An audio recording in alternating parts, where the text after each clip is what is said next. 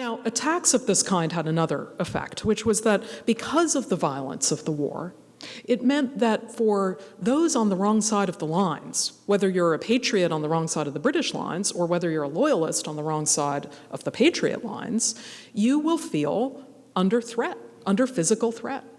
And what will you do? You might very well try to move to a place where you feel safe. And this was exactly what happened during the American Revolution. The kinds of things that we're seeing in a way more extreme form right now in places like Syria was happening on a more, a different kind of scale, but was nonetheless happening here in the future United States. Literally tens of thousands of people at the time of the American Revolution moved from their homes. They moved, like I say, if they were patriots, they would move to the Patriot lines. If they were loyal, they would move to the British lines. And so what it meant was that during the Revolutionary War, the cities that were held by the British, New York, Charleston, Savannah, most particularly, these cities became bastions of Loyalist refugees. Tens of thousands of people coming from the backcountry, coming from the frontiers into these cities where they lived in basically garrison cities with British troops protecting them. This matters particularly because of what happens at the end of the war.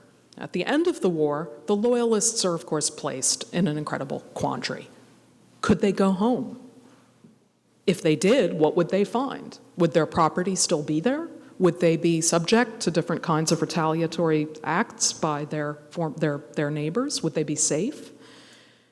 It also put the British in a bind. The British, who had occupied these cities throughout the war and who had offered shelter and offered security to those refugee loyalists, these British commanders had to figure out what to do with all of the civilians who were clamoring for aid at the end of the war.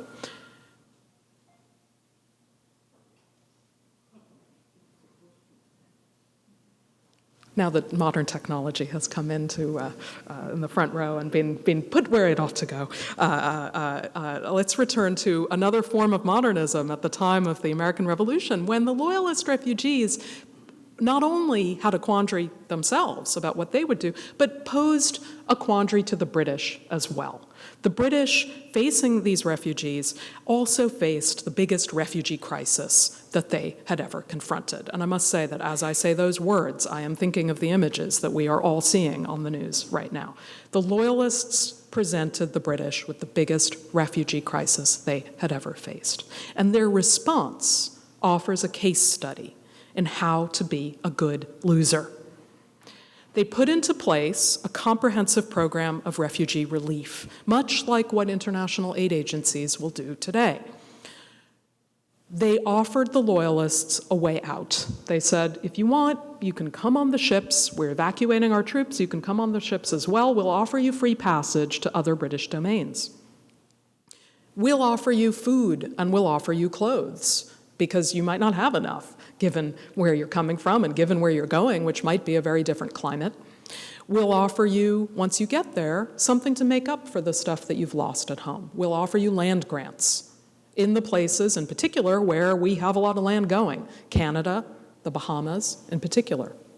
And we will even offer you, and this is actually for a historian kind of the most exciting part of the story, they will even offer compensation to the Loyalists for some of the property that they have lost. If Loyalists had lost a lot of property due to confiscations, for example, by the different state legislatures, they could petition to an organization that was set up by the British Parliament called the Loyalist Claims Commission.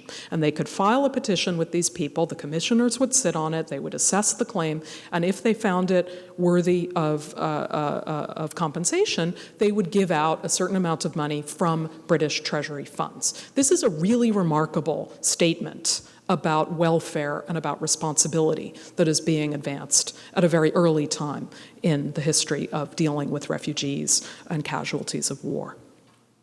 Britain also, I should say, finally stuck to the promises of freedom that they had given to the black Loyalists, and indeed over the objections of some of the founding fathers, George Washington among them, the British ended up evacuating several thousand slaves, former slaves, from the colonies, now the United States, to freedom in other parts of the British Empire.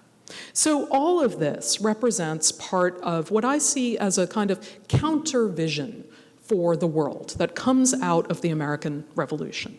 On the one hand, we have what is to us the very familiar concept of the spirit of 1776, right?